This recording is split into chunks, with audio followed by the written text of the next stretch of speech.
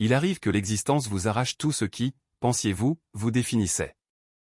Votre famille, votre but, l'avenir que vous aviez bâti. Jean Dubois ne connaissait que trop bien ce sentiment de vide. Lors d'une vente aux enchères départementales, tous se détournaient du vieux couvent comme s'il portait malheur.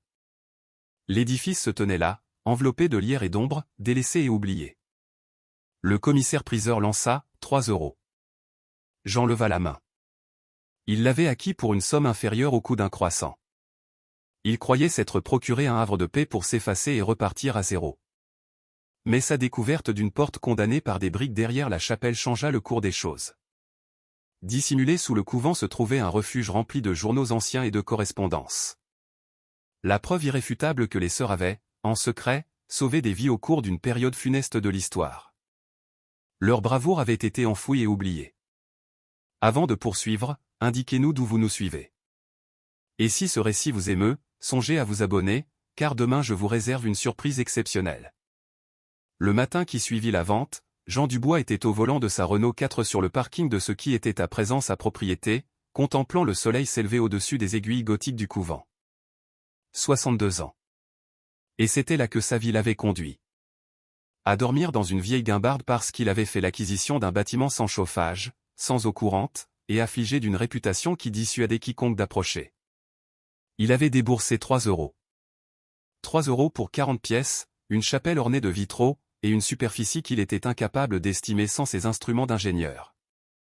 3 € pour un joyau architectural de la fin du XIXe siècle qui aurait mérité de figurer au patrimoine historique, mais qui se délabrait aux confins du département du Var, fui par tous ceux qui connaissaient son nom.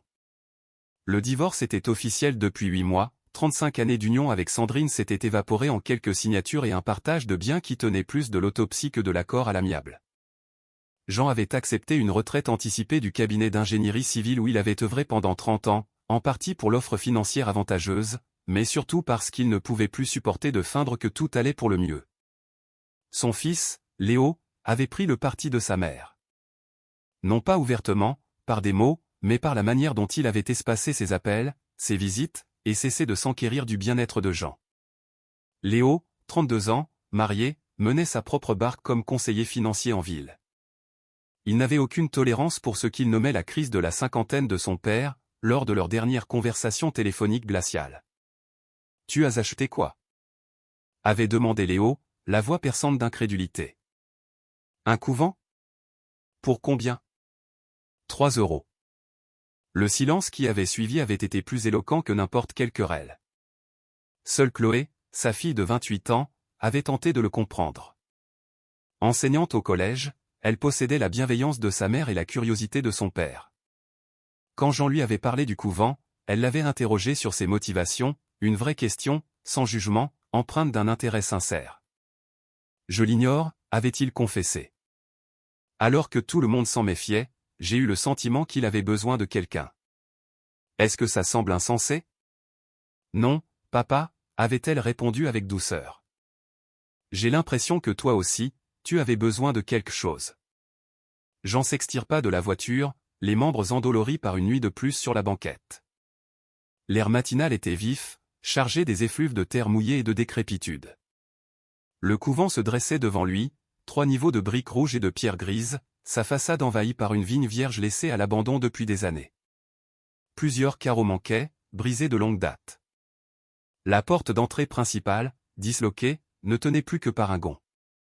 Il avait effectué une première inspection la veille, au sortir de la vente. L'intérieur était dans un état encore plus déplorable que l'extérieur. Les infiltrations d'eau du toit avaient ravagé le plâtre des étages. Les parquets étaient déformés et pourris par endroits. L'installation électrique était dangereusement vétuste. La plomberie était un véritable cataclysme. Mais le gros œuvre était sain. Les fondations en pierre étaient massives. Les poutres maîtresses, après vérification, étaient solides. Cet édifice avait été conçu pour traverser les âges, érigé par des artisans qui mettaient un point d'honneur à bien faire leur travail. Sous le vernis de l'abandon et des dégradations, quelque chose méritait d'être sauvé. Jean avait consacré sa vie à expertiser des structures, à discerner ce qui pouvait être sauvé de ce qui devait être rasé. Il savait déchiffrer un bâtiment, voir au-delà des apparences pour en sonder l'âme. Le couvent était meurtri, mais son cœur battait encore. Il poussa la grande porte, qui protesta sur ses gonds corrodés. Le hall d'entrée était immense, doté d'un escalier monumental qui s'enroulait vers les étages. Des myriades de poussières valsaient dans les raies de lumière blafarde qui perçaient les vitres cassées. Une odeur de moisi, de bois ancien et d'une autre fragrance indéfinissable flottait dans l'air. Pas désagréable, simplement vieille. L'odeur même du temps. Le bruit de ses pas se répercutait dans le silence. Il avait emporté un calepin ce matin-là, avec l'intention de procéder à une évaluation systématique, de dresser la liste de toutes les réparations nécessaires, d'estimer les coûts et les échéances. C'était son métier, sa nature profonde. Mettre de l'ordre dans le chaos, transformer les obstacles en solutions. Mais tandis qu'il déambulait dans les corridors, une sensation nouvelle l'envahit. Il éprouva un sentiment qu'il n'avait pas connu depuis des mois, voire des années. Il se sentit curieux, impliqué, vivant. Le responsable de la vente, M. Robert Lambert, lui avait esquissé un bref historique la veille. Le couvent, érigé en 1892 par les Sœurs de la Miséricorde divine, avait été en activité jusqu'à sa fermeture brutale en 1962.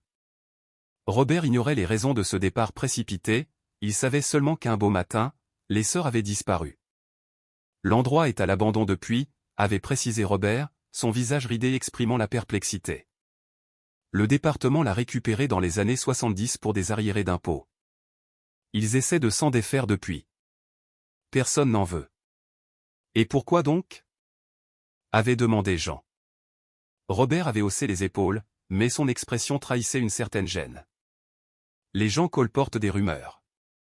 Vous imaginez bien. Des énergies négatives, disent-ils. Des bruits nocturnes. Ceux qui s'y sont aventurés prétendent que l'atmosphère y est malsaine. Vous y croyez, vous? Je suis convaincu que certains lieux conservent leurs secrets pour de bonnes raisons, avait répondu Robert. Soyez prudent là-dedans, monsieur Dubois. J'en accordais aucun crédit aux histoires de fantômes ou d'énergie négative. Il croyait aux dégradations structurelles, aux phénomènes acoustiques et aux gémissements naturels des vieilles bâtisses. Il devait cependant admettre que le couvent dégageait une atmosphère particulière, une présence tangible qu'il percevait au fil de son exploration. Il gagna la chapelle, dans les lais. Les portes à 2 battants étaient ouvertes. Il y pénétra et retint son souffle, malgré lui. Le lieu était d'une beauté saisissante. Les outrages du temps étaient visibles ici aussi, des auréoles d'humidité sur les murs, du plâtre en lambeaux, des bancs démantibulés. Mais l'espace en lui-même était grandiose. De hautes voûtes aux poutres apparentes, de longues fenêtres qui, lorsque les vitraux étaient intacts, devaient baigner la pièce d'une lumière polychrome. Au fond, un autel sobre et élégant, taillé dans un bois sombre. Et derrière l'autel, une statue de Marie, grandeur nature, en marbre blanc. Elle trônait dans une niche, les mains ouvertes, le visage d'une grande sérénité. Quelqu'un s'en était occupé. La statue était moins poussiéreuse que le reste de la chapelle, comme si le temps lui-même l'avait épargnée. Jean s'approcha à pas lents, son regard d'ingénieur appréciant la qualité de l'ouvrage. La statue reposait sur un socle de pierre qui faisait corps avec le mur. La finesse des détails était remarquable. Chaque drapé de sa robe, chaque doigt était sculpté avec une précision et une dévotion manifeste. C'est alors qu'il avisa un objet suspendu à un clou près de la niche. Un chapelet, non pas en matière plastique ou en métal, mais en bois sculpté, chaque grain poli et patiné par l'usage. Il le prit délicatement dans sa main, en sentit le poids. Sa grand-mère s'appelait Marie. Elle s'était éteinte quand Jean avait 15 ans, mais le souvenir de son chapelet était intact, la manière dont elle l'égrenait chaque soir, les lèvres murmurant des prières silencieuses. Il revoyait ses mains, ridées et puissantes, ses mains qui avaient pétri le pain, raccommodé les vêtements, et l'avaient serré dans leurs bras quand il était enfant. Il n'y avait pas pensé depuis si longtemps. Jean reposa le chapelet sur le clou, une pointe de nostalgie au cœur. Cet édifice avait été un foyer. Ses murs avaient abrité des existences, des rituels, des prières, des vocations. Qu'était-il advenu des femmes qui avaient vécu ici? Où étaient-elles allées? Il consacra le reste de la matinée à son exploration, noircissant les pages de son calepin. L'abandon du couvent s'était fait par strates. Il pouvait distinguer les vestiges de plusieurs époques. Certaines pièces semblaient figées dans les années 1960, des effets personnels jonchant encore les étagères. D'autres lieux avaient manifestement été occupés plus tardivement, sans doute par des sans-abri ou des vandales, comme en témoignaient des graffitis plus récents et des détritus des années 70 et 80. La chapelle, cependant, semblait avoir été épargnée, comme si même les intrus qui avaient saccagé le reste du bâtiment avaient respecté ce lieu sacré. Vers midi, le calepin de Jean était plein. Il lui fallait de l'aide. La tâche était trop lourde pour un seul homme. Il lui fallait des outils, des matériaux, et sans doute des autorisations, même s'il se doutait que le département serait soulagé que quelqu'un s'occupe enfin de cette propriété. Son téléphone sonna. Un message de Léo. Maman prétend que tu t'es installé dans ce bâtiment. C'est une blague? Jean répondit, j'y loge provisoirement. Ce n'est pas aussi affreux que tu l'imagines. La réplique fut immédiate. C'est affreux. Tu as 62 ans, papa. Tu devrais jouir de ta retraite, pas t'improviser maître d'œuvre dans une ruine. Ce n'est pas une ruine. Ça devrait en être une. Jean rangea son téléphone sans poursuivre la conversation. Léo ne pouvait pas comprendre. Comment lui faire saisir que, pour la première fois depuis le divorce, la retraite, depuis que son univers s'était écroulé, il avait une raison de se lever le matin. Ce soir-là, alors que le soleil déclinait et que le couvent s'emplissait d'ombre, Jean les perçut. Les bruits dont Robert lui avait parlé. Des craquements, des tassements, le sifflement du vent dans les vitres brisées. Des pas qui n'étaient sans doute que l'écho des siens dans les couloirs déserts. Il n'eut pas peur. Il avait fréquenté assez de vieilles demeures pour savoir qu'elles étaient toutes bruyantes, surtout la nuit, quand les variations de température faisaient travailler les matériaux.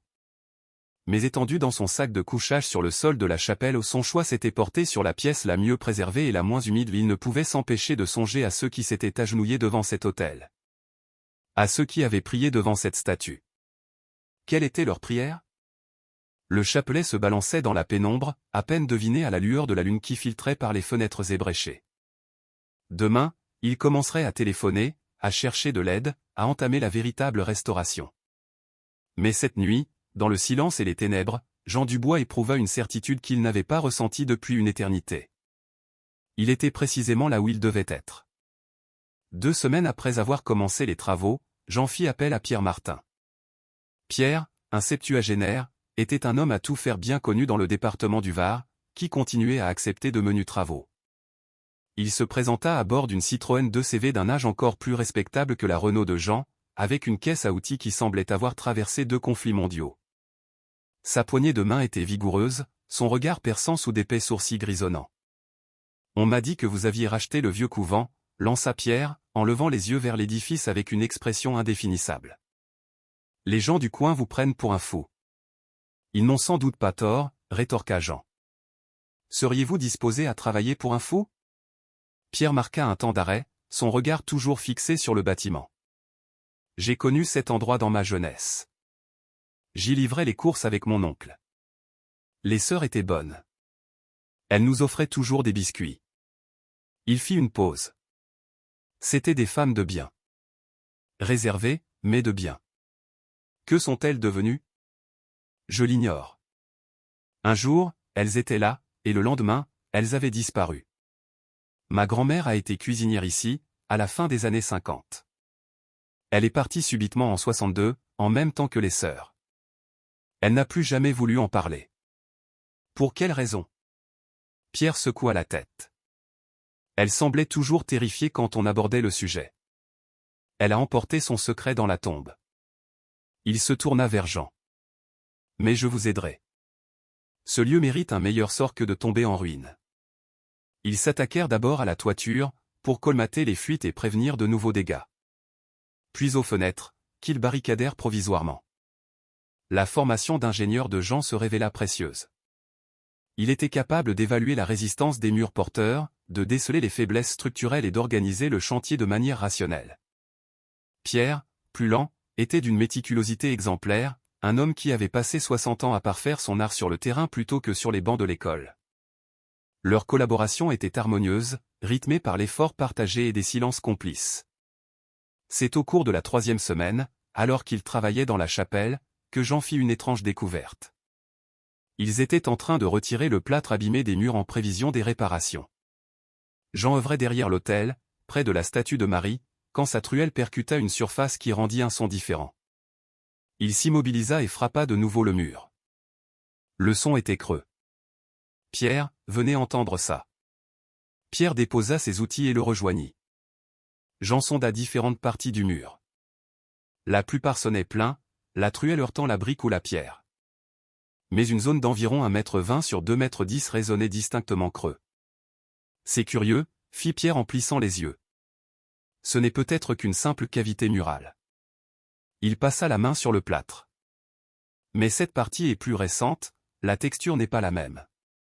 Voyez comme la peinture n'est pas tout à fait raccord?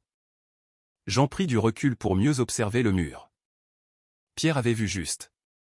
La teinte de la peinture était légèrement différente sur cette section.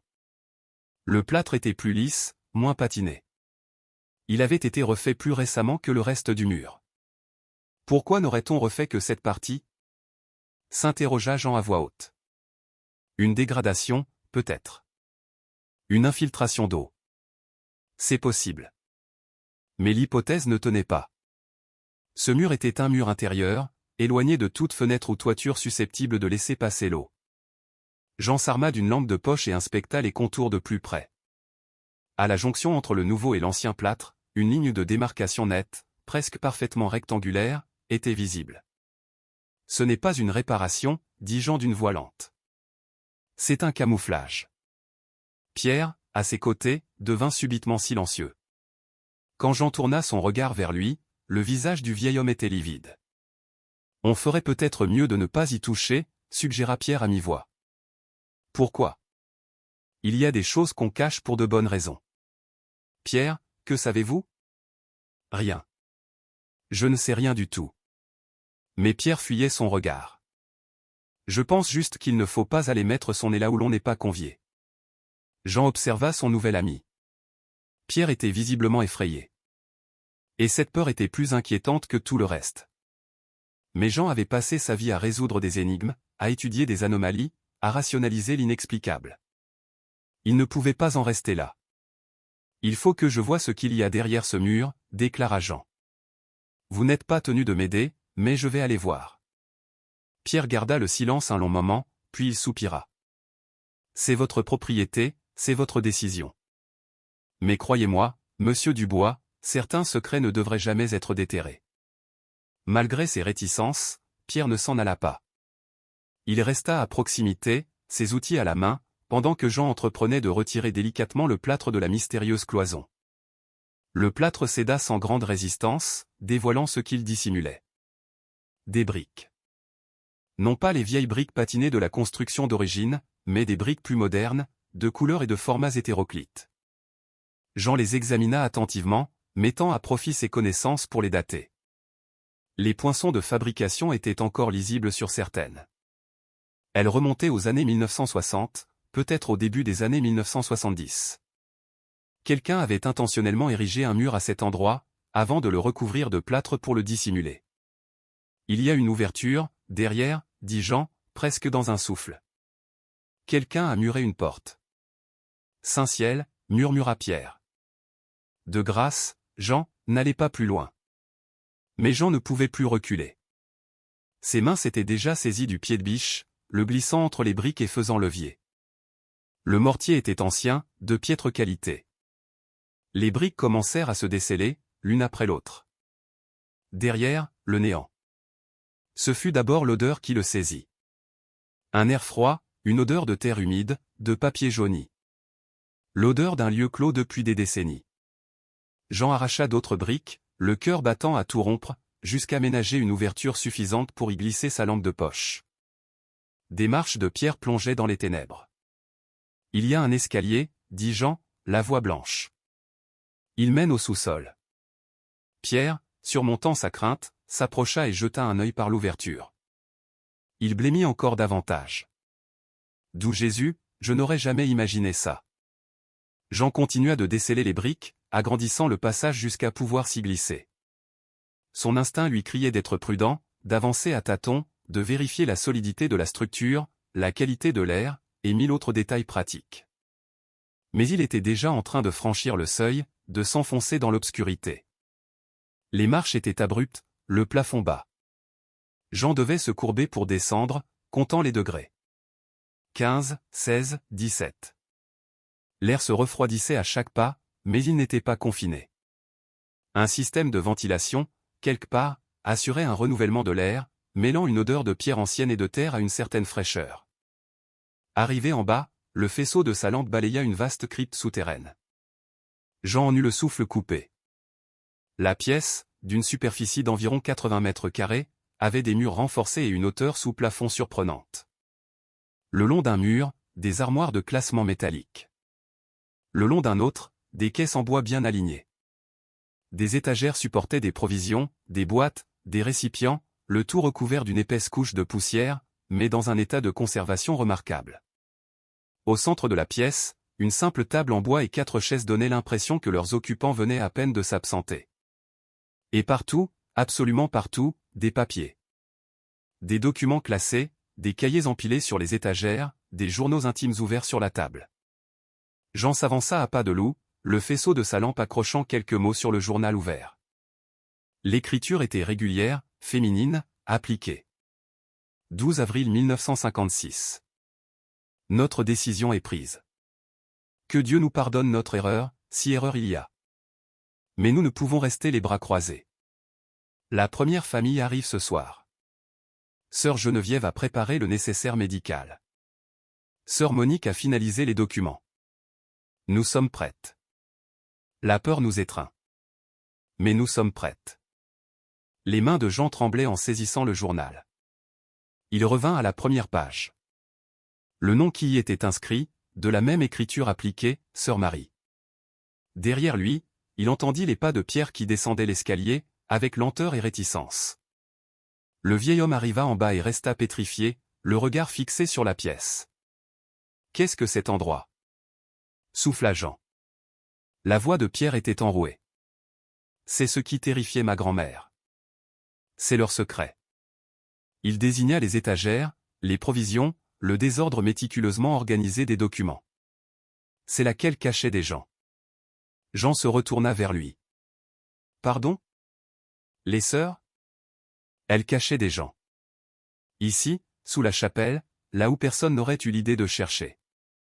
Les yeux de Pierre étaient exorbités. Mon Dieu, après toutes ces années, personne ne savait. Jean balaya de nouveau la pièce du regard, l'apercevant sous un jour nouveau. Ce n'était pas un simple lieu de stockage. C'était un refuge, un sanctuaire, un lieu conçu pour protéger et dissimuler des gens. Les fournitures médicales sur les étagères, pansements, médicaments, le tout soigneusement étiqueté. Les caisses, il en souleva le couvercle de l'une d'elles regorgeait de boîtes de conserve, de vivres, de quoi nourrir plusieurs personnes pendant des semaines. Les armoires de classement. Il ouvrit un tiroir et découvrit des dossiers remplis de documents, de photographies, de noms, de dates. Il s'agissait d'une véritable opération, organisée, méthodique, qui avait duré des années. Jean prit un autre journal, parcourut les pages, les noms des personnes qui avaient transité par là, les dates de leur arrivée et de leur départ, des notes sur leur état de santé, leurs besoins, leur destination finale. Sœur Marie avait tout consigné. Combien était-il? Demanda Jean, sa voix résonnant dans la crypte. Pierre secoua la tête, bouleversé. Je l'ignore. Des dizaines, peut-être. Voire plus. Jean revint au premier journal, à la première entrée de Sœur Marie. Le faisceau de sa lampe éclaira les mots calligraphiés 69 ans plus tôt. Notre décision est prise. Quelle décision avait-elle prise? Qui cachait-elle? Et pourquoi ce lieu avait-il été condamné, enfoui sous des briques et du plâtre, rayé de la mémoire? Jean leva les yeux vers Pierre et, dans le regard effrayé du vieil homme, il lut le reflet de sa propre sidération. Ce n'était pas seulement un bâtiment qu'il avait acheté pour 3 €. C'était un PAN de l'histoire. Un acte de bravoure. Un secret qui avait attendu près de 7 décennies pour être révélé. Et Jean Dubois, désorienté, sans but, en quête de sens, venait de le trouver.